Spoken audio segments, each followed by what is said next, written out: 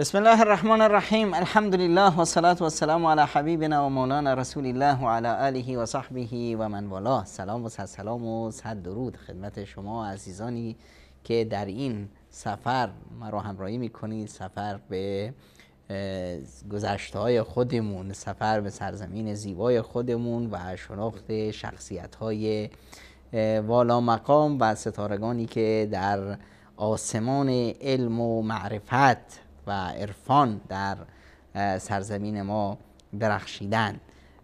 نامهایی که ما اینجا یادآوری میکنیم به معنای این هست که این افرادی شاخص بودند در تاریخچه ما و افرادی که با همت خودشون رو ساختند، اما چه باعث شد محرک اصلی که اونها رو به این مراحل والا رسون در واقع همون دید و هویت درستشون بود، برداشت درستشون از قرآن و سنت رسول اکرم صلی الله علیه و سلم و تربیت یافتن در مکتب اسلام ناب محمدی.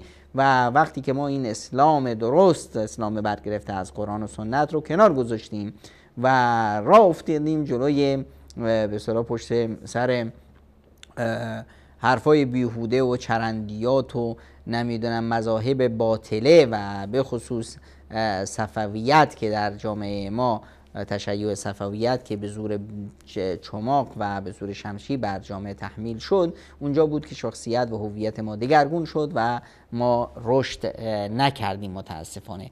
حالا چطور میشه بازگشت به گذشته ها؟ اول گذشته رو شناخت، بعد از اینکه شناختیم و دونستیم که نیاکان ما به چه مسیری طی کردند و چه شاهکارهایی رو به جامعه بشریت تقدیم کردن، میتونیم گام در گام اونها بگذاریم. البته وقتی که ما کسی رو یاد میکنیم اینجا از این سروران، به این معنا نیست که ایشون معصوم از خطا هستند، اشتباهاتی نداشتند یا کاراشون همش مورد تایید هست. نه خیر، انسان بودند و انسان در جزر و مد زندگی جزر و مدها هم داره، در به اصطلاح موفقیت یا در اینی که بر حق باشه همیشه یا اشتباهاتی هم ازش سر گرفته باشه.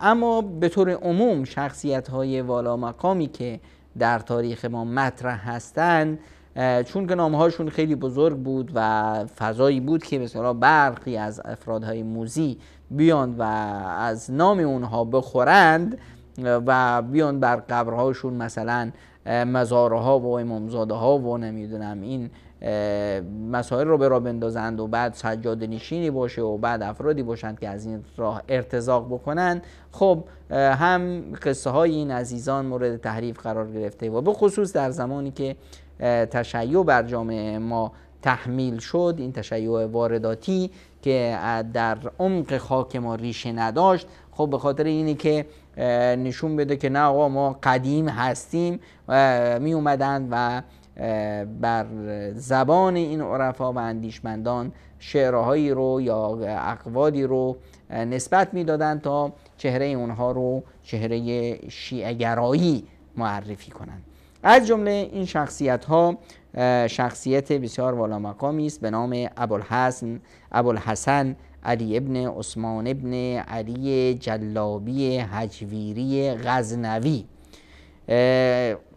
این سوخت دل و عارف و گوهرشناس دریای معرفت هجویری الان از سال 465 که غالباً سال وفات ایشون باشد، یعنی بعد از نیمه اول یا نیمه دوم قرن یا سده پنجم، ایشون در لاهور پاکستان خفته اند و این هم یکی دیگه از به اصطلاح آثار ظلم و ستمی که در سرزمین ما رفت که بسیاری از علما، اندیشمندان و دانشمندان ما مجبور شدند خاک میهن رو ترک گفته و به کشورهای دیگه برند و در اونجاها وفات شدند که هجویری لاهوری که امروز به اصطلاح قبرشون رو بعضی از افرادی که از این مسیر ارتزاق میکنند یک مزار بزرگی درست کردند و اسمش رو گذاشتن داتا دربار، که در اونجا بعضی از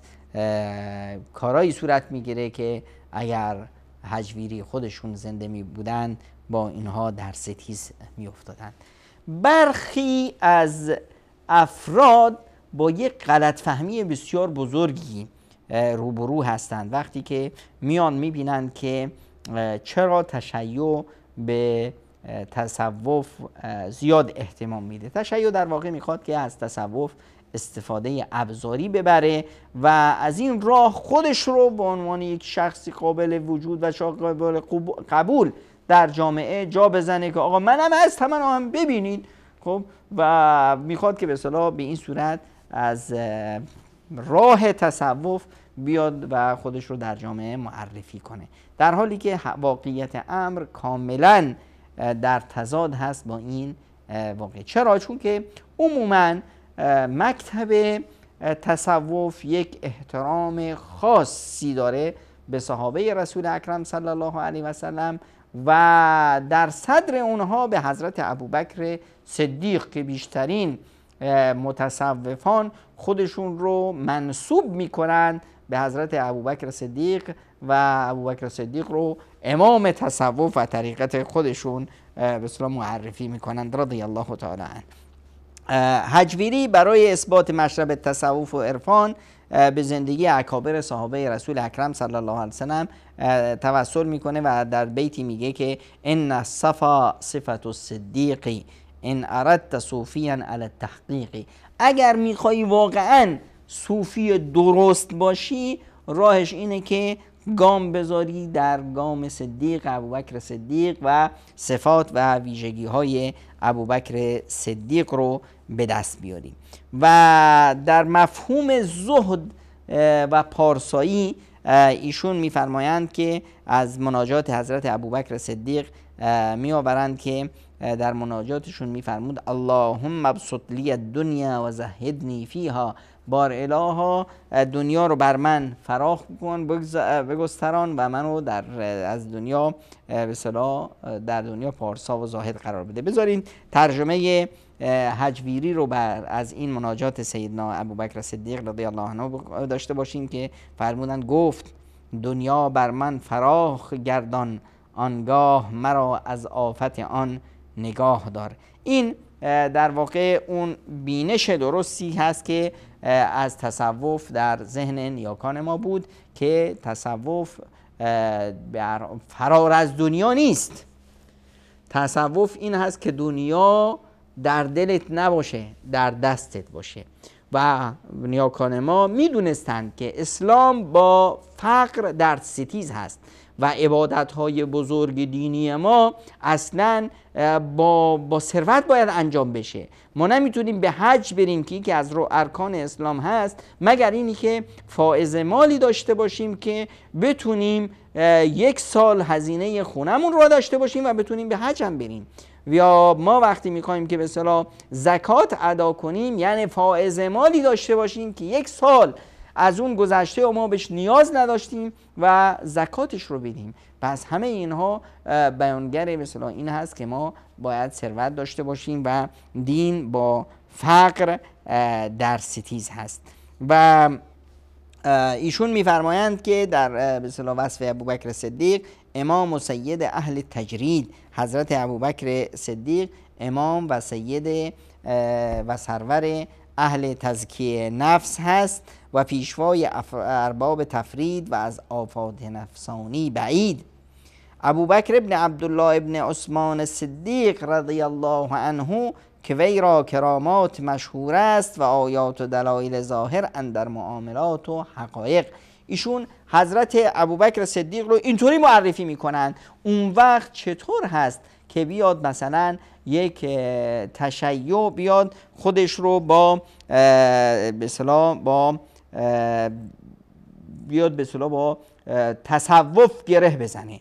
این امکان پذیر نیست، چون که تصوف بر چهره اساسیش مبناش پایش بر صداقت صحابه رسول اکرم صلی الله علیه و سلم و احترام به اونها گذاشته شده، در حالی که پایه تشیع زدن صحابه و جور که تشیع اصلا مشکلش با چه هست؟ مشکلش با فرامین رسول اکرم صلی الله علیه و سلم هست و این فرامین از کانال صحابه به ما رسیدن. پس اگر ما این کانال رو بتونه این کانال رو قطع کنه، در نتیجه میتونه حدیث پیامبر و فرامین رسول اکرم صلی الله علیه و سلم رو زیر سوال ببره. بعد از اون میتونه قرآن رو زیر سوال ببره. آخه همین کانال صحابه بودن که قرآن رو به ما رسوندن و بعد از اونه که به اصطلاح میتونه دین اسلام رو ریشه کن کنه. اون خوابی هست که دیدند و هرگز تحقق پیدا نخواهد کرد و متاسفانه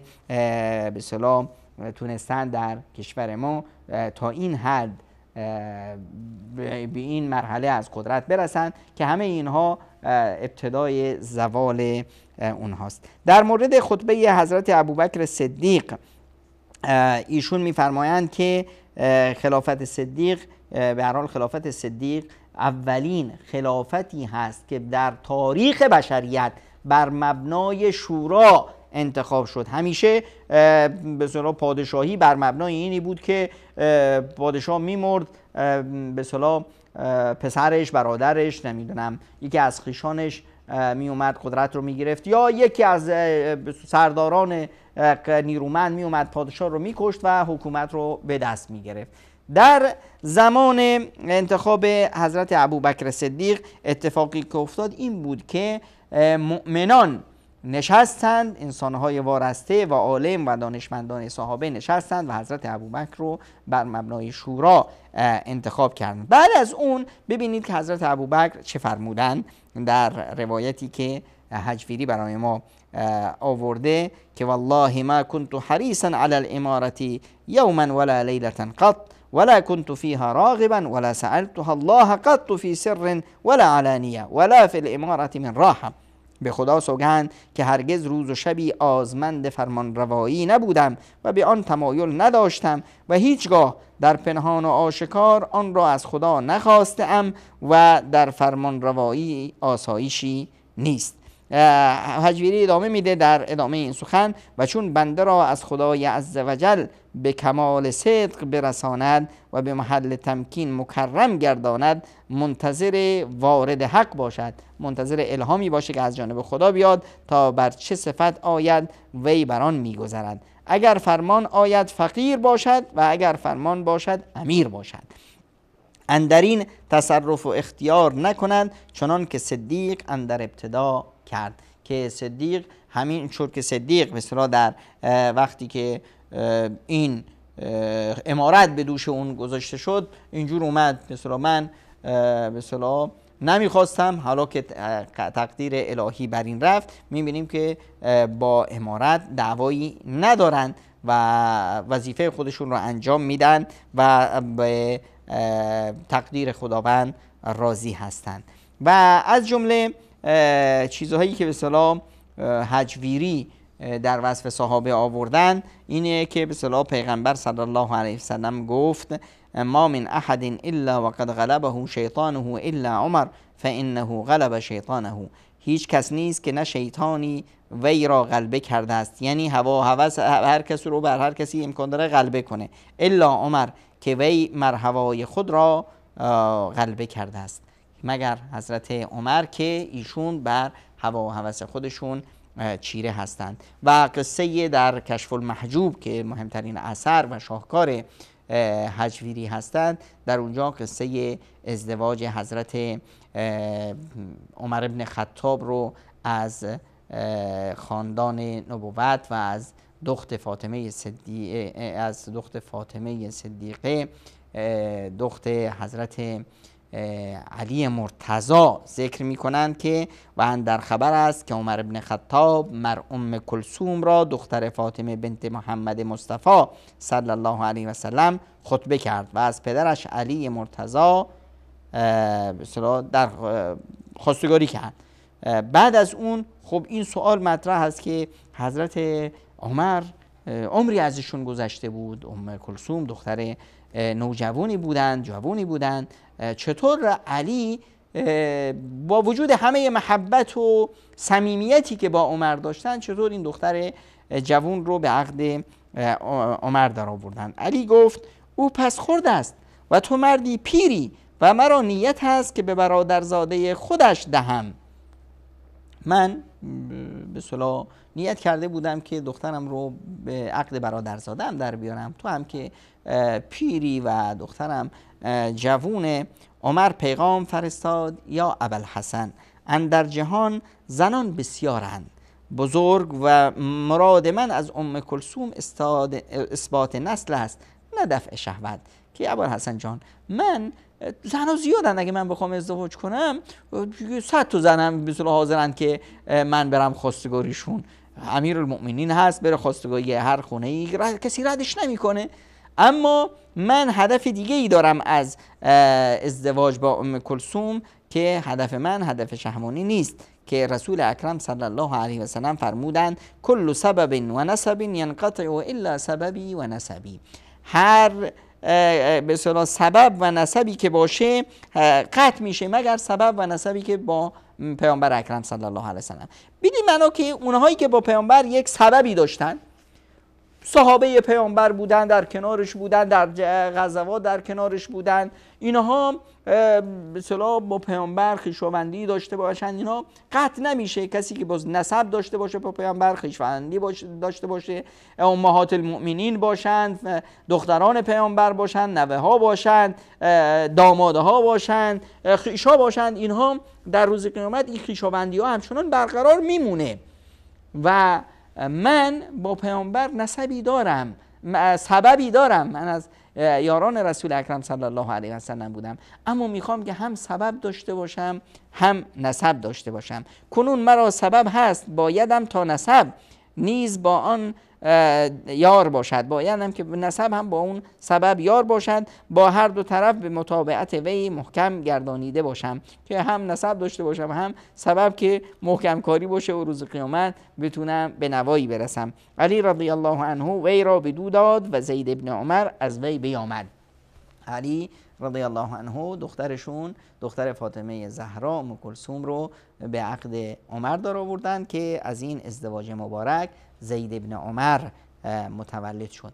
حالا این حکایت در کشف المحجوب هجویری هست. حالا چرا میگید که آقا چرا نمیذارن کشف محجوب رو همه دوستان و همه یاد بگیرن و باش آشنا بشن و این کتاب رو داشته باشن و چرا به کشف المحجوب در ادبیات متوجه نمیشه؟ چرا به هجویری در کتاب‌های درسی متوجه نمیشه؟ وقتی میری کتاب‌های آموزشی و در رشته ادبیات، حالا رشته‌های دیگه رو ببین، در رشته ادبیات در دانشگاه نگاه میکنی میبینی که یک درس‌هایی از چی اومدن، آقا نمیدونم از وصیت‌نامه امامی که 2 کلمه فارسی حرف بلد نبود حرف بزنه، چطور به اصطلاح نوشته شد به اصطلاح راهکاری برای شناخت ادبیات. این نوشته هایی که به اصطلاح از اساطین اهل علم و ادب و از عمودهای زبان فارسی اومده، اینها گم میشه، کنار زده میشه، چون که مفاهیم هویتی این سرزمین رو در بر داره و اهریمن میخواد که این سرزمین رو، هویتش رو مسخ کنه. از جمله قصه هایی که به اصطلاح آورده در مورد به اصطلاح وفات پیامبر اکرم صلی الله علیه و سلم، هنگام وفات پیامبر خدا صلی الله علیه و سلم همه صحابه ناراحت و غمگین بودند و دست و پاشون رو گم کرده بودند. حضرت عمر رضی الله عنه شمشیر برکشید که هر که گوید محمد بمرد سرش ببرم. صدیق اکبر بیرون آمد و آواز بلند برداشت و گفت: الا من عبد محمدا فإن محمدا قد مات و من عبد رب محمد فإنه حی لا یموت. آگاه باشید که کسی که محمد رو عبادت میکرد محمد رحلت کردند و کسی که پروردگار محمد رو عبادت میکنه اون که هست. و ما محمد الا رسول قد خلت من قبله الرسل. محمد هم مثل پیامبران دیگه یک پیامبر هست که پیش از ایشون پیامبرای اومدند و رفتند. اف ان مات او قتل انقلبتم علی اعقابکم. اگر محمد کشته بشه، شهید بشه یا بمیره، آیا شما برمیگردید؟ این خطاب قرآنی رو خوندن. عمر ساکت شد و دیگر چیزی نگفت. در کتاب هجویری، کتاب کشف المحجوب، ما قصه های زیبایی داریم، حکایت های زیبایی داریم از حضرت عثمان بن عفان و حیا و غیرت ایشون و غیرتشون و حرصشون بر خون مسلمون ها، که وقتی که حضرت امام حسن اومدن و که ما از شما دفاع میکنیم، وقتی که اهل فتنه اومدن و حضرت خلیفه رو در محاصره قرار دادن و حضرت خلیفه به ایشون گفتن یا ابن اخی ارجع واجلس فی بیتک حتی یأتی الله بامره فلا حاجت لنا فی احراق الدماء، ای برادرزاده بازگرد و اندر خانه خود بنشین تا فرمان خداوند و تقدیر او چه باشد که ما را به خون ریختن مسلمانان حاجت نیست. که اینی که از علامت‌های تسلیم حضرت عثمان ذوالنورین به قضا و تقدیر الهی است. همچنین در قصه های حضرت علی مرتضی هم در کشف المحجوب هجویری قصه هایی هست که حضرت علی مثلا از توصیه هایشون به یکی از مسلمان ها لا تجعلن اکثر شغلک به اهلک و ولدک، نگر تا شغل زن و فرزند را مهمترین اشغال خود نگردانی، که اگر ایشان از دوستان خدایند وی دوستان خود را ضایع نگرداند، و اگر دشمنان خدایند عزوجل اندوه دشمنان خدا چه می‌داری؟ که همه زندگیت رو نذار روی زن و فرزندت، همه هم غمت زن و فرزندت. آقا اگر زن و فرزندت دوستای خدا باشن، خداوند اونها رو ضایع نمیکنه، تو چرا خودت رو تلف میکنی؟ اگر دشمنان خدا هستن، پس چرا برای دشمنان خدا خودت رو تلف کنی و همه زندگیت رو به پای اونها برسونی؟ نباید به خودت برسی و به مسئولیت هایی که داری. این که از توصیه های حضرت علی مرتضی است که هجویری اون رو آوردن. و همچنین میفرمایند که در شناخت حضرت علی اگر میخوای موحد کامل باشی، حضرت علی رو باید درست بشناسی. علی گفت کرم الله مسائلی را که از وی پرسیده بود که پاکیزترین کسبها چیست. کسی اومد از حضرت علی پرسید که بهترین کسبها و حلالترین کسب چیه؟ فرمودن غناء القلب بالله، و هر دل که به خدای تعالی توانگر باشد، نیستی دنیا وی را درویش نگرداند و هستی آن شادی نیاردش. که انسان باید ایمانش، قناعتش به خدا باشه، توکلش بر خدا باشه، امیدش به خدا باشه. و اگر به اصطلاح در دنیا مال و ثروتی به دست نآورد، این دیگه باعث نشه که اون مایوس و ناامید بشه و به اصطلاح خودش رو بندازه و اعتراض داشته باشه به این تقدیر الهی. و اگر هم هستی دنیا شادی نیاردش و اگر خداوند بهش مال و ثروتی داشت، نه این باشه که به خودش مغرور باشه و به اصطلاح دیگران رو نشناسه و کبر و غرور به اصطلاح شیوه راهش کنه. این برخی از نمونه حرفهای زیبایی است که در کشف المحجوب هجویری، علی هجویری که مرقدشون در لاهور و پاکستان هستند نقل شده و اومده. و این شخصیتی هست از شخصیت‌های عمده عرفان و تصوف که جا داره ما باش بیشتر آشنا بشیم. و هدف از شناخت با این شخصیت‌ها و نامآوران سرزمین فارس اینه که ما راهکارها رو یاد بگیریم که این افراد در سایه قرآن و سنت رسول اکرم صلی الله علیه و سلم رشد کردند و خیری که از اینها به جا مونده اونها میراث ماست، اون رو یاد بگیریم. و اگر اشتباهاتی ازشون سر زده، ما هم عقل و اندیشه داریم و در سایه قرآن و سنت خیر رو بگیریم و اشتباهاتی که ازشون شده از خداوند براشون مغفرت و رضوان رو طلب کنیم.